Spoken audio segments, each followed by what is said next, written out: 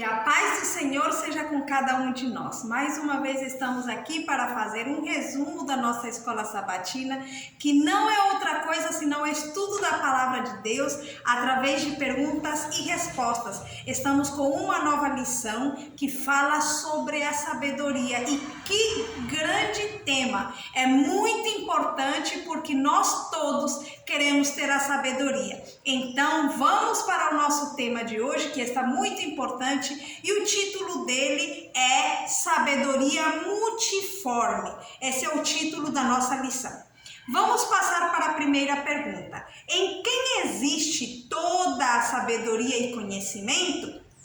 Em Colossenses capítulo 2, versículo 2 e 3 diz: para que os seus corações sejam consolados e estejam unidos em amor e enriquecidos da plenitude da inteligência para conhecimento do mistério de Deus e Pai e de Cristo, em quem estão escondidos todos os tesouros da sabedoria e da ciência. Então, em quem existe toda a sabedoria e conhecimento? Está em Cristo, está em Deus, está em nosso Deus maravilhoso. É nele que estão escondidos todas as riquezas do conhecimento, da inteligência. Você quer ser sábio? Vá a Cristo, vá ao Senhor, vá ao nosso Deus. É lá que está a fonte de toda a sabedoria. As ciências deste mundo, todas têm muita sabedoria, ou seja, precisa de inteligência para compreender. Mas todas essas ciências estão subordinadas à sabedoria de Deus. A biologia, fisioterapia, medicina, física, química, o que você quiser saber, tudo está subordinado à sabedoria de Deus. Por isso que diz que é sabedoria multiforme. O que quer dizer multiforme? Quer dizer que se mostra de várias maneiras, ou em tudo, né? Se mostra a sabedoria de Deus. A nossa notinha diz: o conhecimento de Deus e de Jesus Cristo expresso no caráter é a mais elevada educação. O conhecimento de Deus e de Cristo expresso no caráter, ou seja, manifestado na nossa vida, é a chave que abre as portas da cidade celestial. É desígnio de Deus que todos quantos se revestem de Cristo venham a possuir esse conhecimento dessa sabedoria multiforme que é a sabedoria de Deus. Vamos para a segunda pergunta. Pode alguém na Terra alcançar a altura, a profundidade de conhecimento celestial?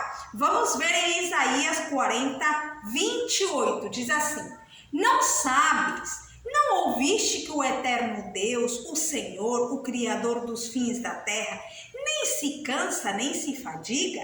É inescrutável o seu entendimento. É inescrutável o seu entendimento. O que quer dizer inescrutável? Eu estava buscando no dicionário e ali diz que inescrutável é impossível de ser compreendido, é impossível de ser investigado, é impenetrável. Em outras palavras, é profundo demais para podermos conhecer assim a profundidade de tudo, né? Não quer dizer que não possamos estudar a sabedoria de Deus. Isso não quer dizer. O que acontece é que é tão profundo que enquanto mais a gente aprende, mais a gente sabe que tem mais coisas ainda para aprender. Então é impenetrável, é sem fim, né? Isso está relacionado com a nossa pergunta número 3 também, que é praticamente, por isso diz ali, qual é o alcance da compreensão divina? Na pergunta 3, em Salmo 147, 5 diz: grande é o nosso Senhor e de grande poder, o seu entendimento é infinito. E o que quer dizer infinito? Que não tem fim. Então é assim, a nossa pergunta 2 e a pergunta 3 praticamente estão relacionadas uma com a outra, né? Pode alguém alcançar a altura, profundidade do conhecimento celestial, dizia na 2? Será que a gente pode chegar a um momento que eu posso dizer: não, eu já sei tudo sobre Deus, já sei tudo sobre a Bíblia, já não preciso aprender mais? Não, não existe isso. Todos precisamos aprender cada vez mais. A gente morre, mas não termina de aprender. E assim também a compreensão divina, como vimos na pergunta 3, é infinita. Quer dizer que não tem fim. Quero ler aqui um pouquinho a notinha da nossa pergunta número 3, que diz assim: a sabedoria infinita põe perante nós as grandes lições da vida, lições do dever e da felicidade. Estas são muitas vezes difíceis de aprender, mas sem elas não podemos fazer progressos reais. Podem custar-nos esforço e lágrimas e mesmo agonia, mas não devemos vacilar ou ficar cansados. Ouviremos finalmente a chamada do Mestre: filho, sobe mais alto. Olha que interessante, eu quero aqui que paremos um pouquinho nesta notinha, porque eu achei interessante, porque como aqui na lição da Escola Sabatina nós queremos tirar lições para a nossa vida, aqui nós estamos falando de lições, está falando que a sabedoria infinita, ela coloca perante nós as grandes lições da vida. Quais são as grandes lições da vida? Está falando de duas coisas, o dever e a felicidade. Pelo que eu entendo é assim: nesta vida nós temos um dever, e o cumprimento do dever vai trazer para nós a felicidade. Se nós não cumprimos o dever, a felicidade não estará ao nosso alcance. É por esta razão que diz aqui que às vezes estas lições do dever, que a sabedoria infinita que o Senhor nos deixou na sua palavra, são difíceis de aprender. Não porque seja realmente algo que o Senhor colocou para ser tão difícil para nós aprender, mas é porque como nós já estamos com os nossos costumes, hábitos mundanos que não se conformam com a sabedoria divina, então muitas vezes isso se torna difícil de aprender. Ali logo diz: mas sem elas não podemos fazer progressos reais.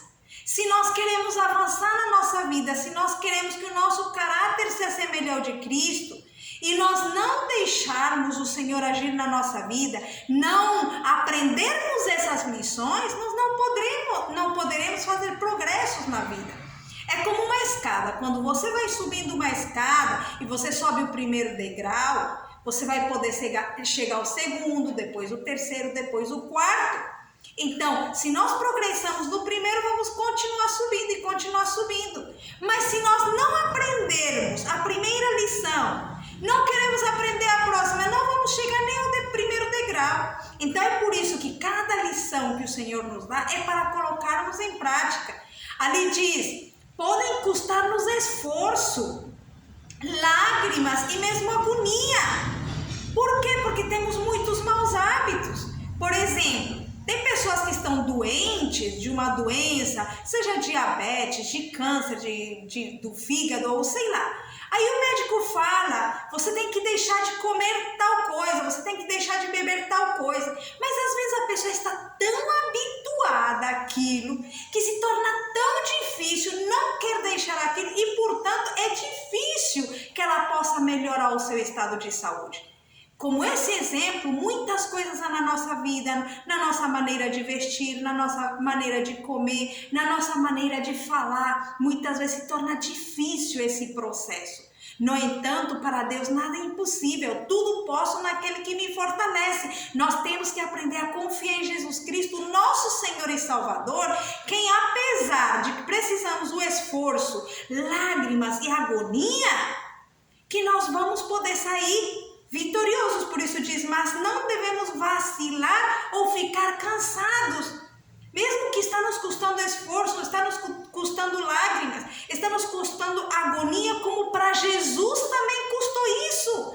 Porque Jesus, para nos dar a salvação, não foi fácil para ele. Ele precisou de esforço, precisou de derramar lágrimas, também passou agonia, mas ele não vacilou, nem desistiu, nem ficou cansado, mas ele avançou em frente até que ele cumpriu com o propósito de ganhar a salvação para nós. Do mesmo jeito o Senhor quer que nós façamos, que a nossa vida possa ser uma vida de progresso constante. Por isso lá na última parte diz, finalmente ouviremos a chamada do mestre. Filho, sobe mais alto. Filho, sobe. Quando a gente já subiu aquele degrau, vocês não viram já que às vezes a gente tinha um mau hábito que a gente já venceu? Eu creio que todos nós já temos essa experiência. E quando a gente venceu aquilo, ai Senhor, muito obrigado, mas aí já se tornou tão fácil aquilo. E aí depois, só que depois temos outra coisa a melhorar, e depois outra coisa a melhorar. Então, é aí que está a sabedoria divina, o progresso constante. Deus não quer que nós ficamos ali no primeiro degrau, nem no segundo, nem no terceiro, que não fiquemos ali parados, mas que cresçamos constantemente. Se o Senhor não quer que fiquemos parados, senão que cresçamos, muito menos Ele vai querer que nós vamos para trás. Então, que o Senhor, neste alcance da sabedoria divina, que nós possamos nos esforçar dia a dia. Pergunta número 4. Quão imutável é a sabedoria divina? Ela é totalmente imutável, Deus não muda. Lá no livro de Hebreus diz que Ele é o mesmo, antes, hoje e sempre. Ele não muda, está lá em Efésios 3,10, está dizendo para que agora, pela igreja, a multiforme sabedoria de Deus seja conhecida dos principados e potestades nos céus. A igreja é o instrumento de Deus para mostrar a sabedoria de Deus ao mundo. Claro que também aqui o versículo está dizendo para que a sabedoria de Deus seja conhecida dos principados e potestades nos céus. Como assim? Por quê? Como é que seres humanos degradados tanto pelo pecado, como muitas vezes somos nós, não sei se vocês já viram, mas eu já vi pessoas que antes, por exemplo, bebiam, estavam metidas nas drogas, mas que depois começaram a buscar a presença do Senhor. Como é que o Senhor transforma a vida dessas pessoas? Muitas vezes já com famílias destruídas, mas essas famílias voltam a se restaurar. Então, o Senhor pode fazer a sabedoria multiforme de Deus, ela manifestada na sua igreja, ou seja, com o trabalho da igreja, com o trabalho da palavra de Deus na sua igreja, então, porque nós somos a igreja, né? Então, essa transformação feita na nossa vida faz até os anjos se admirarem, as potestades, né? Os principados e potestades nos céus dizem, realmente a sabedoria de Deus é muito grande. Como é que uma pessoa degradada desse jeito chega a ser sábia, chega a ser uma pessoa de Deus? Então, a sabedoria de Deus, ela é imutável, ela não muda. Tem uma parte aqui na notinha que eu gostaria de ler, diz assim, quando a verdade é recebida no coração, os hábitos e costumes se conformam a Cristo. Está aqui, ó. Os hábitos e costumes se conformam a Cristo. A pergunta que nós devemos nos fazer, os meus hábitos, os meus costumes estão se conformando a Cristo? Quando muitas vezes eu falo algo errado, ou me visto de uma maneira errada, ou estou comendo de uma maneira errada, e às vezes alguém me exorta, me diz alguma coisa, como é que eu me sinto?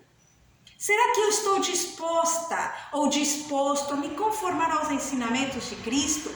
Porque a verdade recebida no coração, né? Quando é recebida no coração, os hábitos e os costumes se conformam a Cristo. Logo diz lá, na parte mais para baixo da notinha, diz, ele apresenta os tesouros da palavra de Deus de maneira fresca e agradável, porque a verdade se apoderou de sua mente, do seu coração e de todo o seu ser. Essa pessoa já, agora os hábitos, os costumes foram mudados e agora diz que essa verdade, por que ela fala de uma maneira fresca e agradável essa verdade?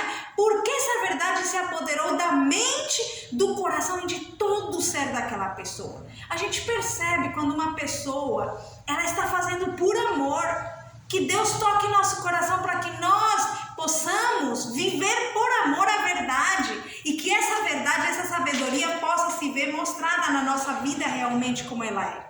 Pergunta número 5.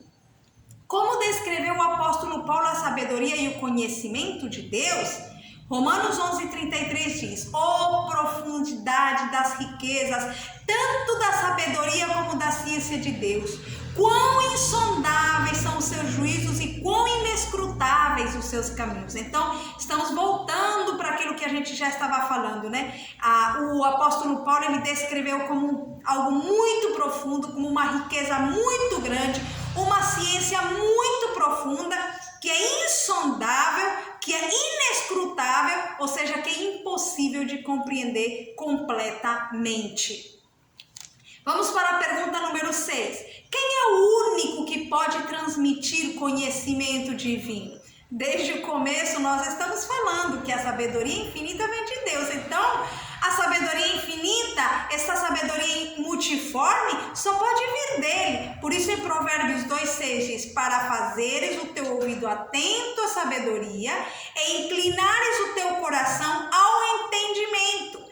Na notinha está mais direta a resposta. Lá diz: desde que Deus é a fonte de todo verdadeiro conhecimento, é, como temos visto, o principal objetivo da educação, dirigir a mente à revelação que ele faz de si próprio. E eu gostaria de ler aqui um versículo que está em Provérbios capítulo 2, o versículo 4.